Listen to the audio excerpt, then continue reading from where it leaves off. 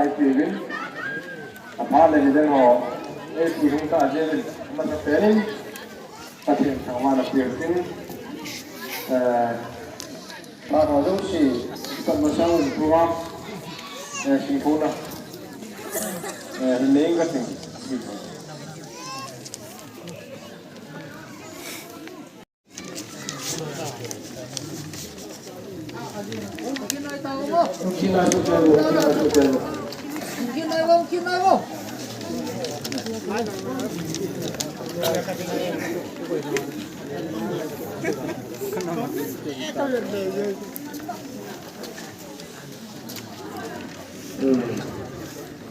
พระพุทธนาพระลานดอนเต้าอุปกรณ์ของตู้มาพาตุตาวิน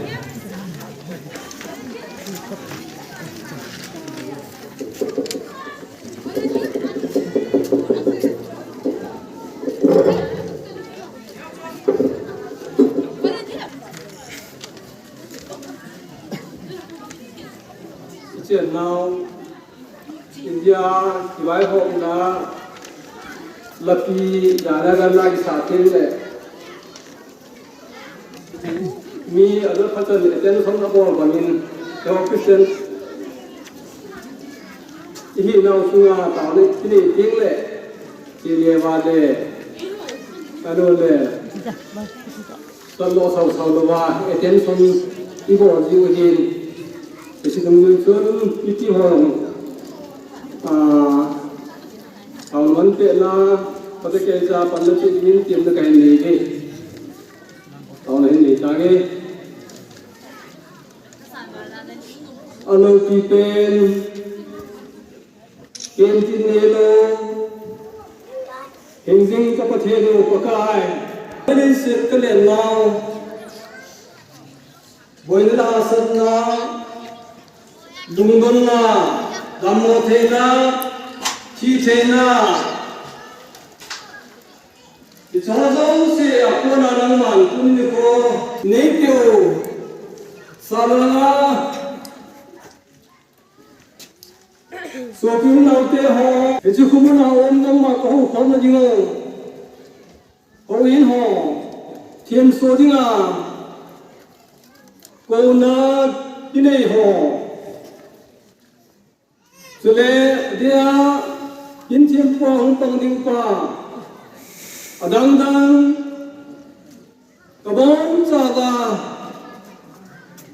อังเทโจเสปกายดำเสลานิมปุยวาเอจุโคซุงสุงาตะชาเตหอลงปกายประเทศดำตนิมเปียววาทุพานาเฮนังมาของคนที่ห้องอินห้องปะไตประเทศในห้องเทจิงาดำในเปจอนที่ดำในจุดป้าประเทศนังมาสเปนกันทางไปเลยปะไตประเทศเอจิโอเวนอังกิวันที่ลากิปนากุมิยานังขัดสุงาสองคนขัดสุงาอมSaate naute pinapute anamol le untadong le punia yo cheng se pakai dam ni piowa ji phan ho mang the dinga nei koi naw sunga aben nang ma thain thang ban he pakai pathen etamang phat kan man di wa program hung ki se me hem ko lo pi ding le ki so na ding le wa pakai tang tang ling pa hen Bahasa nasa tinggi hin, ahong lingding mo hin, lipi ho kabon sa manang man, hagaw kapsiyan yung piwa, gunya kabon di ukurem, kasi han di ho hin,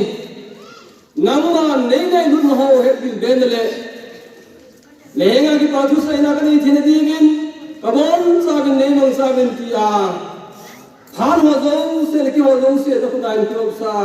napan kinangaya, Hanggang kumane katawag ko ay huwing Yesus San Pin. Amen. Swami Lesedi.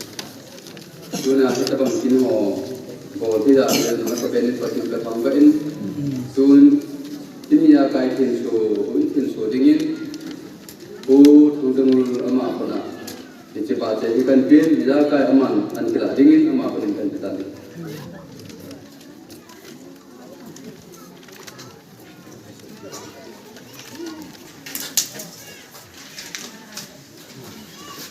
Mayu Somphung Local Church, Kangpopi District, Manipur. To the glory of God, this newly constructed church building is dedicated by Reverend Kanzan Tautan, Director of Open Home Foundation International, Northeast India, on Saturday, November 27, 2021. Little boy, Bible history. Bichun pakai su masana bion, di bion na ani lakang pamintuni, ani bencana ini Solomon koma untuk kita lagi. Pakai ini iman kita bende, ngecana itu kosu kehetai. Iman kita ini dis tapi sotai, jadi ai jana imamin. Kita dinari nang satu kita, ini kemungkinan lah kenaikan kata fisik iman, ini besu dinamnya. Selama ini sebenarnya itu ini abang tersang pemilih sami itu ini yang mulai dia terus sang pemilih sami itu ini yang paling ini dia pakai ini atau tak pernah ni lagi kerja pemerintah. Akhir kata kema Reverend Kanzumuli Somphung Local Church akhir dopin dengan Yesus Kristus dopin dengan amal yang dampung toka amit hekten tutale akhir tua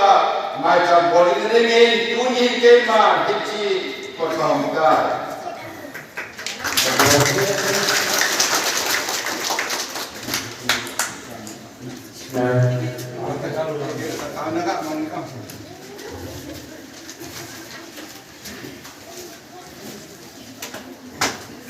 Tahu ini. Oh, ini pasti. Kamu yang ramai pasti. Kamu. Dengan dia hukum dapat Somphung Wapu dapat nabi datang Wapu dunia nabi jengke josete bagi hukum nabi datang Wapu hiji hukum patangin bahwa nama langkai dunia pakai pasti boleh Somphung Hausate Ojagate video Gilung Turda Katina Boa Dunia Sata Yauma Heso Tena Dehi Nasoda Sata Naminte Kakonbane Opagai Nama Miyokuzune Hiche Purimi Nashe Yesu Kristaro Pidina Koi Malo Pida Hai Kumtu Jantu Kise Nahida Hai Yesus dan kebetulan ini kita tahu ini. Oh haleluya pakai cepat. Tuh kita ini hilai kusma. Jadi dari bulan now, buku secondary pasal kita tahu kamu mungkin tapi pasti kita tidak tahu ini. Oh hebat, tuh kita ini. Jadi kusum, Yesus church ini nama Tuhan ini. Pakai solat sampai di masa keboti pun, keboti tertacu, bapak cepat harap percaya, nama pince akan dikawali. Amin, haleluya. Tuhan pince kan sini video sih, kan video ini. Ada dia kusumi je ulah nak sobi deh Somphung Bangpa je lo sendiri dulu. Kini kau ini kan satu. Kini kau ini hari pakai kau le, akhir thiên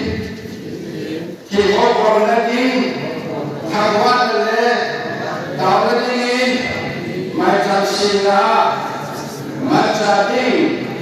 cho nên ta cao bằng khả hộ cú hình là đi ra luôn thiên ta để kịp hoạt lên và thiên khôn ạ các thiên các độ thiên nuôi các anh các độ tàu đi và thiên lúc ký hình Hallelujah hiện chia đôi với xã hội với cái đồng lệ mua sắm cũng mà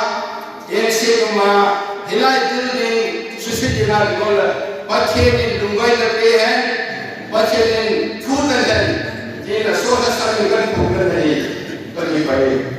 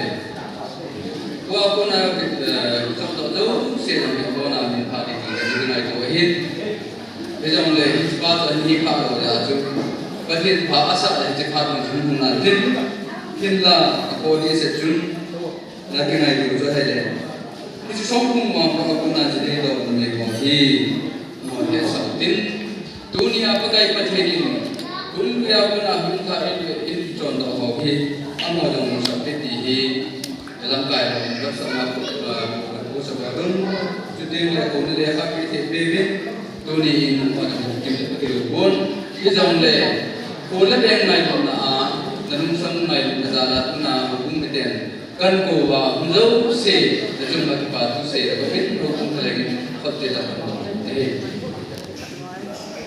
minister pa amazon tam se la ko kan na ja tum ju da ai na ki a aki se ni bang ju da amazon kena na kena dalam ai ta pan da ma ko kena jung to din jong ma jong na pa tu kan se din atung ben Eho, mereka konsensus adina MDCP, sama kita tahu sama kita kasih zakai patu se ho,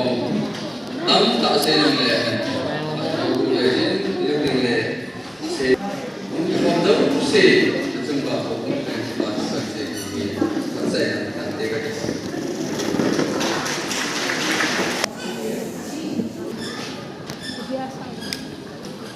music.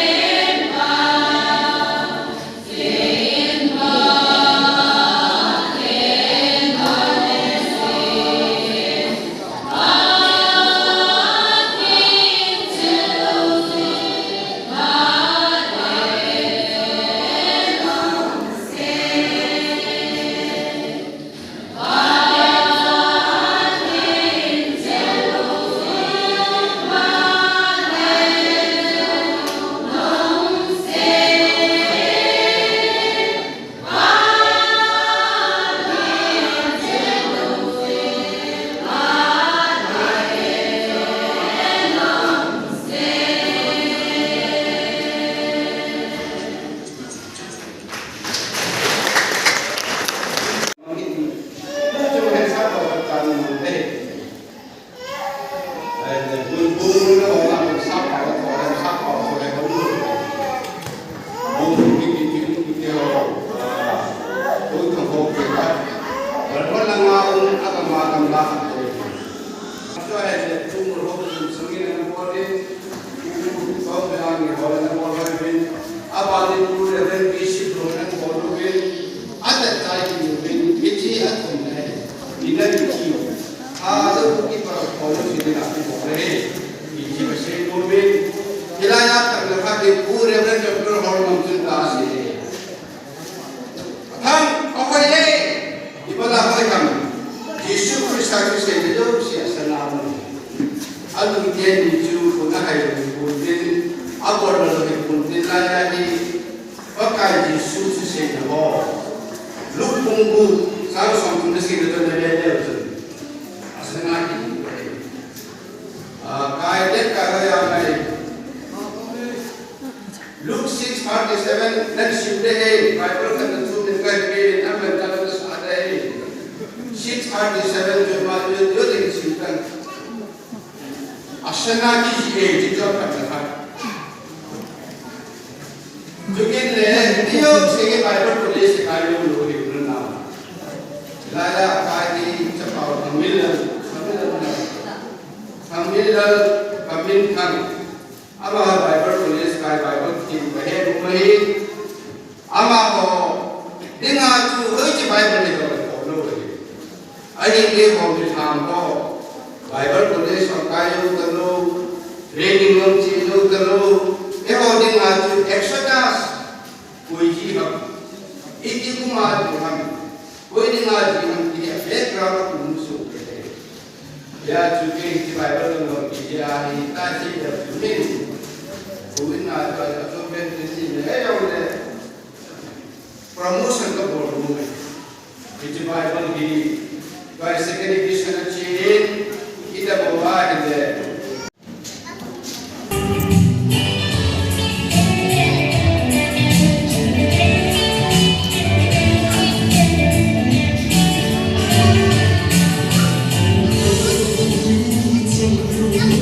Hãy subscribe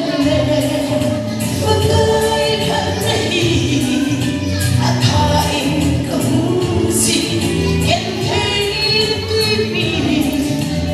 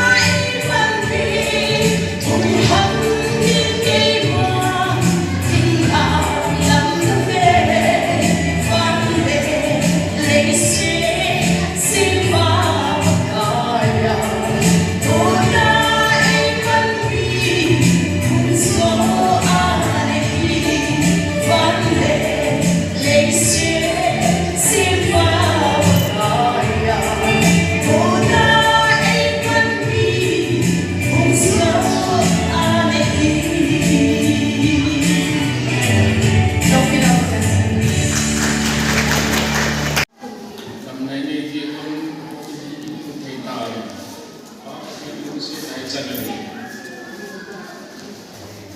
So ini ang isa ating lain yung ito ini nawa. Ang nagtang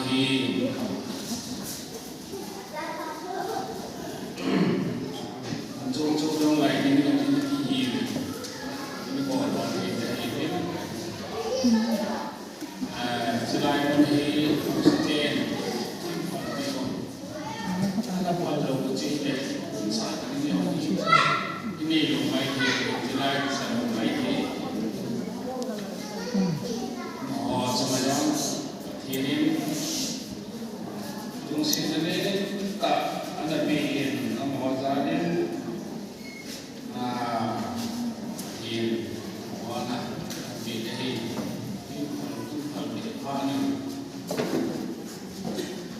Hoy sa tingin ng tao buhay bakit ay change the time sila su kung yung buhay tayo hindi yung ikan buhay kan iloy kung yung sana din at sumlamay inahasa sila ta ikipat din Mulai ini now, kita perlu minta semua ini susah sama sesi. Ya jangan saat ini.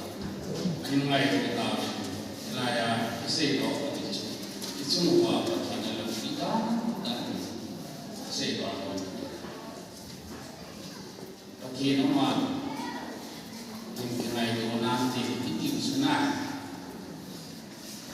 Pati semua tu ini pati yang wah, kita itu insen, ini itu insen wah. Kalau tu pati ini, si hobi insan orang ini wah tu, si kerja seperti kenal orang kata. Kamu aku nak pandai pati, alam biim pun dia. Insa why doesn't mean hey meeting in my family aku sena kung sana wahin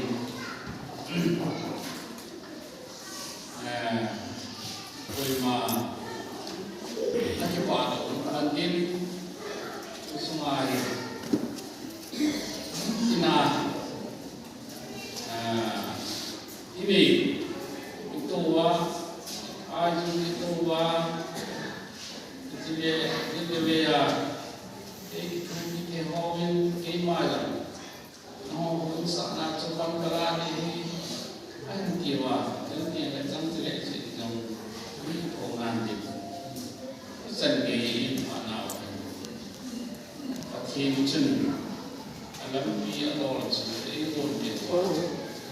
Dunia ini, ini kaitan ini itu bagaimana kaitan ini sangat ibu yang jawab selain mungkin asal tahu dia kacau ini itu pada wajib itu tahu dia ini itu belum lain sini yang tahu lain itu tahu lagi Dia banyak orang di Patinahi itu banyak orang Patini alam di Bulahi itu kesehatan nomeh Patini Bina Patini Lusin Nahi si Yolo Ahi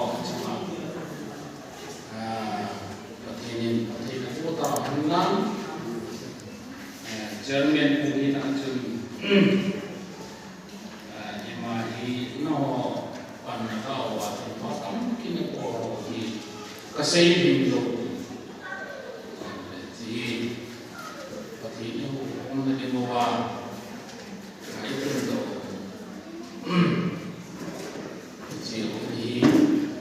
Bina yang semua kita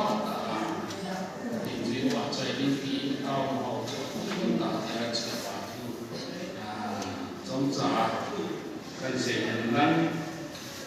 cái gì thì tôi là sống vật chất tốt xây dựng cái này làm điều số hai cái quả thua cái quả trái hiện tại cái quả thua chân chỉ có đấy là sự nó này ngay đâu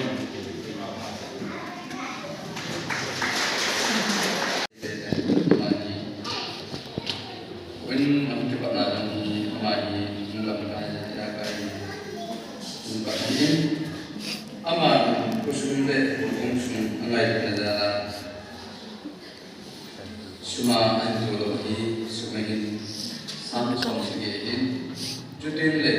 sinena bek soma ikibu sam ama suna kipatu isejun jutin le donin loinu numeri da mongen ani honin di honin ten okum te in kipatu jukinga anu juk dengan jual bermain tentang kekasaan sampai dan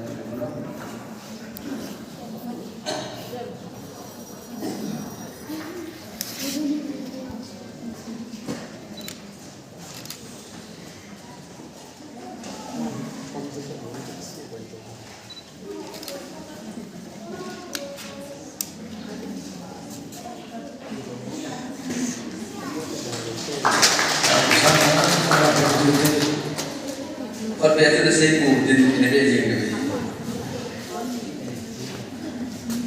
अब आना वो बहुत दिन दूँ SNDC Tamil Nadu Amazon ini aku mah urusan ini lebih banyak tumbul mungkin kesalahan akhir dia cuma karena kalau bawa ini ina sumsang suami misalnya tamuku ketiga ada naik amal kita faham betul hukum teh ada hukum sebenarnya ini jadi nama mungkin pandai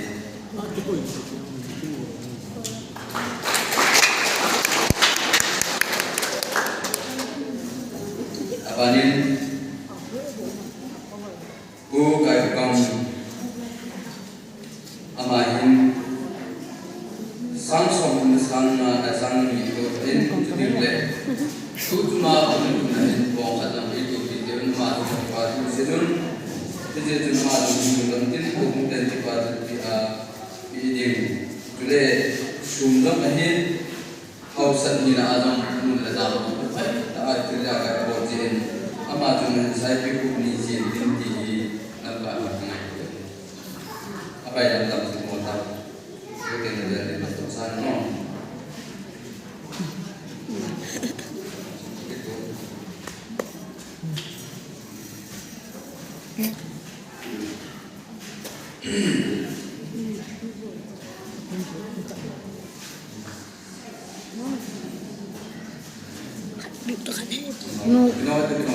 Ginawa malah tak sesuai dengan itu ya.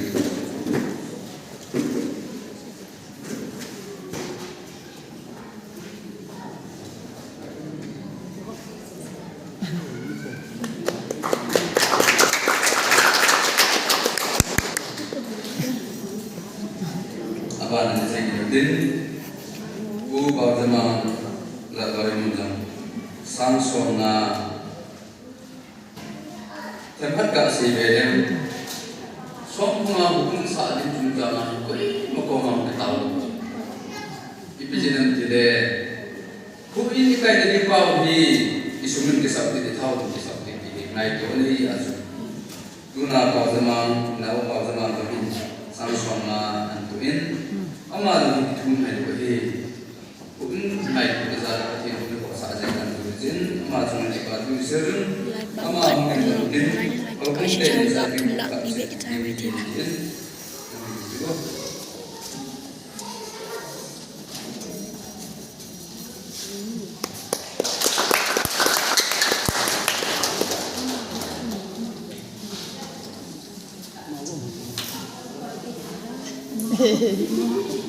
apa na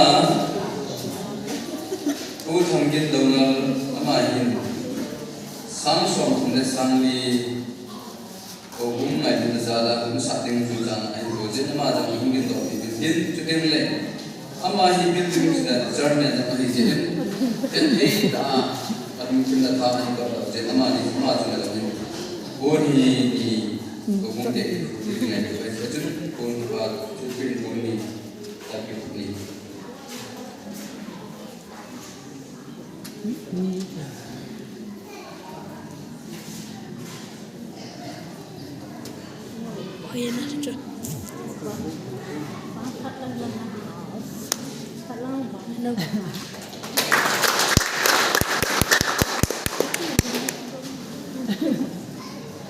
Abanin Golhan Bautin Lun Amahi Arni Ama yang sebaik kami bangai Kone dem Katin Bukun Sahi Arjuna Katin Biasu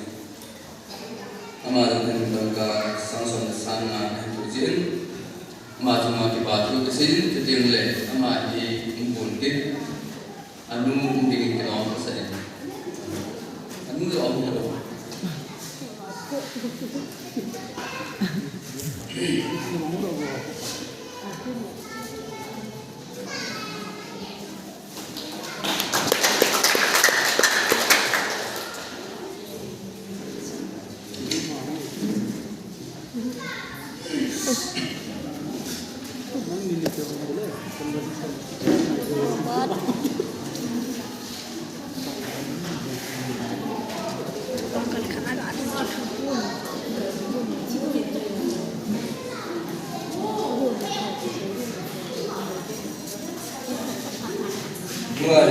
Thị ini ngai to kat pele. Dia kena.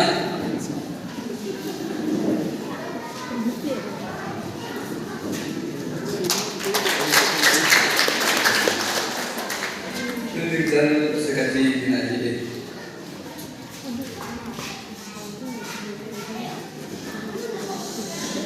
Nampak orang kenal.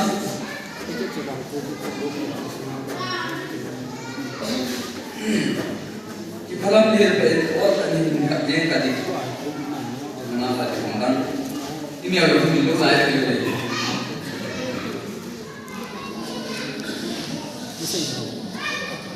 Oh ini kesalahan cincang ini. Jadi akan si ini kita amo ini sudah terjadi. Ya tu, disipkan yang kata. Kita harus terus mengambil. Ku kamsat, ku jahang, ku thangin, ke kahi, kita lihat mang. Itu kuma dosing ada siapa? Apa jengsin ada pilih? Apa sisi ini? Ku tahu dan arti cuma kita mungkin ini. Ku hendak dengar sang kata ini. Baiklah, tangzahau. Angacung, aulam, sat jam, audile, dunman, mangdun. Sangat kita layak tu, anda pilih untuk membaca cerita ini. Ini jadi cerita macam mana kita buat.